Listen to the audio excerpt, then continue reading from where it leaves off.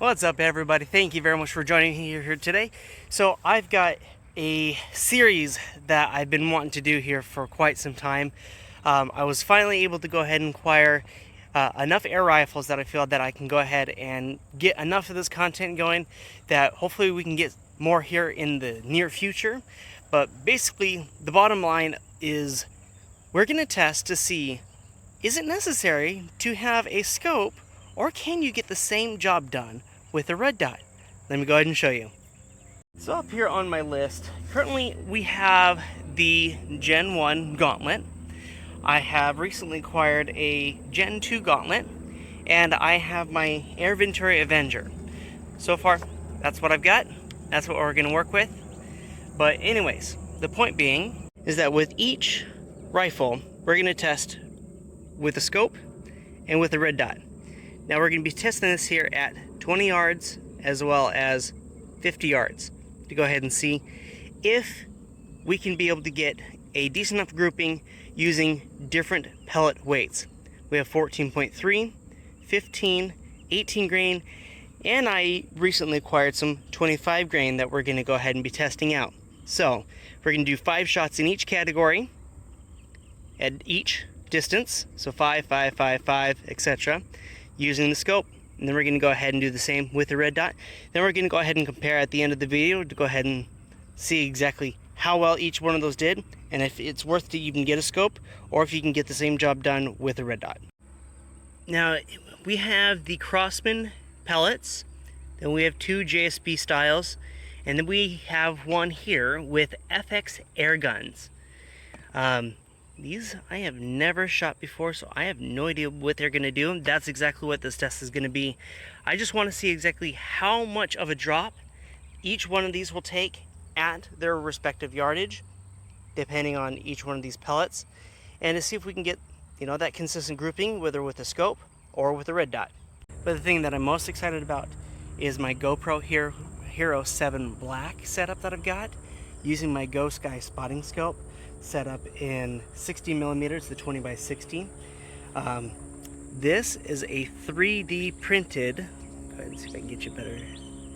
Yeah, it's a 3D printed mount that I made myself for this particular contraption, just so that way I can be able to go ahead and do these recordings.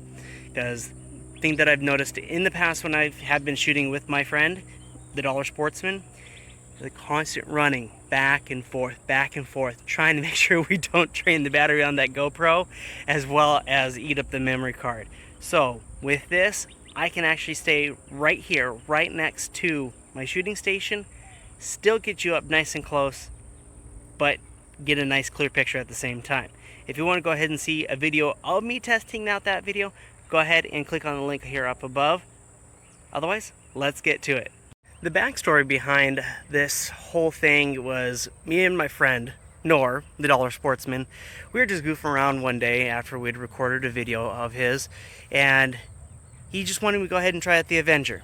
There was no scope, there was no iron sights, nothing on top of this thing, and he said, go ahead and shoot it, see what you can do. Shooting at 20 yards or whatever, just having fun, just trying to shoot it.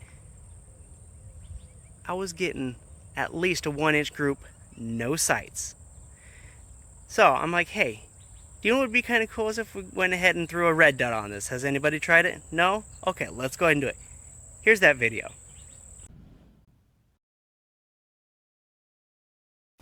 It's gonna be funny. Open sights on. Same for the center of it. Ooh, nice! No sights.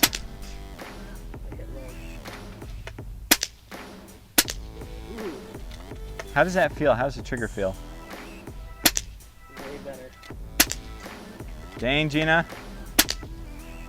Pull her hole. Ooh. Dang. Man, that was shooting straight. You shot no sights, and that was rip-roaring, dude. You should put a freaking red dot on this. Hey, you know what? Hold on. I've got one. This might work. Look at this. This is an Axion. This is gonna be fun.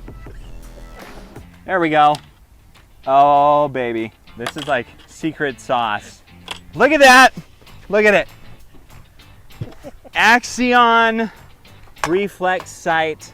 This is gonna be hilarious and awesome. So we're gonna sight this in and have some fun with it, because why not? Oh yeah, man, I'm excited now. This is so cool. Okay, hold on. Go ahead, man. This is a brilliant idea. Which one are you aiming for? I'm gonna go for center. Okay.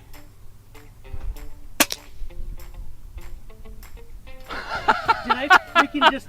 Bullseye! Do it again, come on. Let's do this.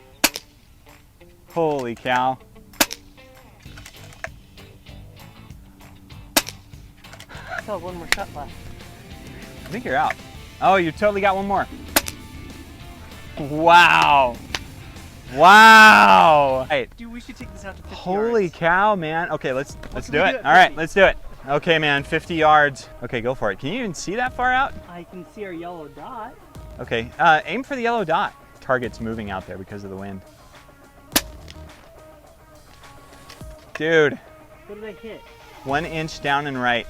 Keep aiming for the same place. 50. 50 yards. All right, to make sure that everything goes smoothly, we are going to be using my little scuba tank that I've got set up here. It's the best that I got. It only goes up to 3,000 PSI, maybe 2,500 depending on the weather or whatnot. But we're gonna go ahead and fill up the gun, make sure that it is as pressurized as they can get. Go from there. So we've got one of those little quick disconnects. And go ahead and make sure that that valve is closed right there. This is the relief valve on this, so once the line gets filled up, you'll see. Sitting at 0. This doesn't have any kind of like stopping point, so I just have to monitor the gauge, make sure it doesn't go any higher than what it's regulated for, but shouldn't have any problem with this. Except for that thing. It's finicky. Okay, 1,000. 2,000.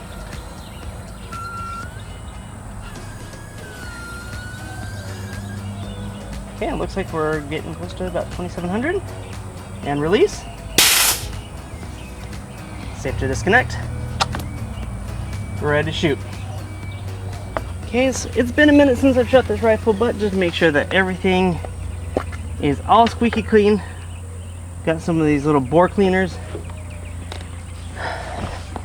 Please understand, these bore cleaners, just because it's made out of wool, doesn't mean that it can't punch a hole in something.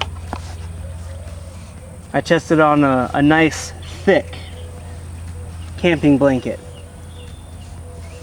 It didn't stand a chance, so please don't stand in front of it. Don't put your fingers in front of it. Ow. Dumb lock. But yeah, these things will go through stuff. All right, let's go ahead and get this cleaned off. All right, that's it. I currently have the Diamondback Tactical. It is set up in 44mm, the 4x16. Does have the adjusting parallax. It should already be sighted because I've been using it here on my Avenger, but that should not be a problem whatsoever. So we're gonna go ahead and start off here with the Crossman's 14.3s with our clean barrel and nice strong bolt.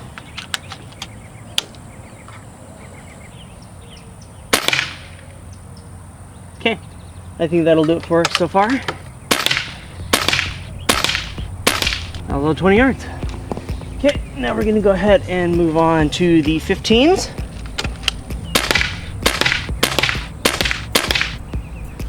Okay. Those are the 15s. Now we're gonna work on those 18s. Bullseye. Cool. I really think that the Gauntlet 1 likes the 18 greens a lot better than anything else that I have tried, and I'm sure a lot of other shooters can confirm this exact same thing, that it definitely prefers the 18 grains.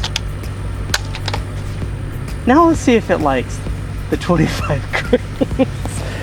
Oh, slightly nervous for this, slightly nervous. Okay. Wow, that had some significant drop there just at 20 yards.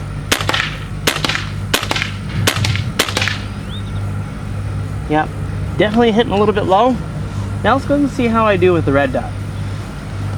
All right, here we are. Got my Hollow Sun 510C. This is the red dot edition, basically with the auto wake feature. I think it's like a 2 mil red dot, but anyways, let's go ahead and get to this. We are going to start off here with our 14 grains. Still at 20 yards. See how hard this is.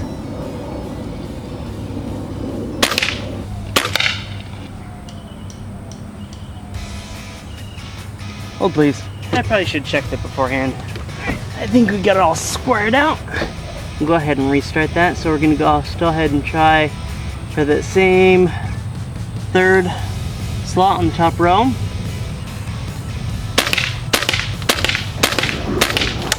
Now we'll try for the 15 grain. Now we're gonna go ahead and try for the 18 grain, which is gonna be third row to the right, third row down. Go ahead and see what we got. All right, that's 5. Now we're gonna go on the big boys.